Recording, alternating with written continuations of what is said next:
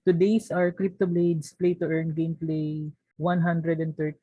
So, check natin yung first combat natin, Lightning Element. Habol tayo bago tayo pumasok. So, 200. Di ba dapat full, hindi pa pala ako full stamina, tama. 120 lang palang pinaka-max. Pwede na yan. So, kailangan kong palitan ng Lightning Element Sword and lalabanan ko tong second opponent. Fight. Okay, nanalo tayo sa first combat natin. Second combat, Water Element. Okay, check lang natin kung kaya natin manalo dun sa fourth opponent na fire element. Pero dapat mananalo tayo dito sa fire opponent. Wait lang, kapag nagpalit ako ng lightning, puro lightning naman to. Matatalo tayo dyan kasi water element yung warrior. So dapat talaga water element sword.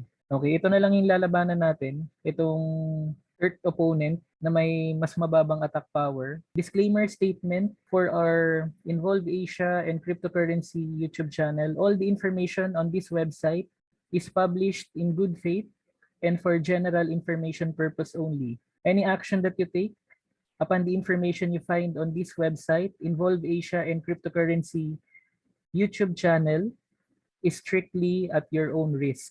You can also navigate our Involve Asia and Cryptocurrency YouTube channel, and in the About section, you can view and read our full disclaimer statement for Involve Asia and Cryptocurrency YouTube channel. Okay, so natalo tayo sa second combat, sayang naman, pero ganun talaga.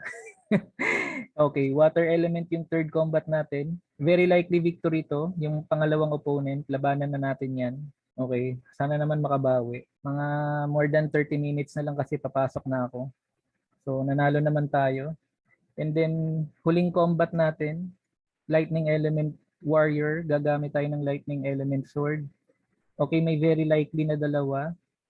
84 XP. Okay. So lalabanan ko tong itong fourth opponent. Okay, habang hinihintay natin mag-load yan, punta na tayo sa CoinGecko website para after nung combat i-calculate natin yung earnings natin. Okay, nanalo naman yung tatlong warriors natin. And then yung skill rewards natin umangat by 3.8271 skill. So i-track na natin yan. Okay, so yung Crypto Blades Play to Earn Combat 130 natin with 80 stamina, kumita tayo ng 0.0180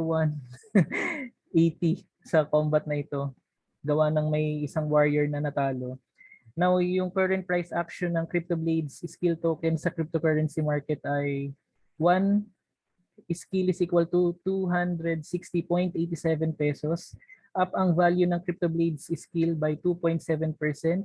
Kumita tayo ng 4.69 pesos sa combat na to. And then yung accumulated skill natin na 3.8271, 997.53 pesos. So konting-konti na lang 1,000 na. Kahit pa paano, di ba? Siyempre kung mas tataas ang value ng skill kahit mga 500, dapat nasa 2,000 na yung kinikita natin kahit papaano. Pero anyway, tuloy-tuloy lang ang laro. Okay, so always remember to subscribe to our Involve Asia and Cryptocurrency YouTube channel. More fruitful gains everyone, and I'll see you again on our next vlog. Bye for now.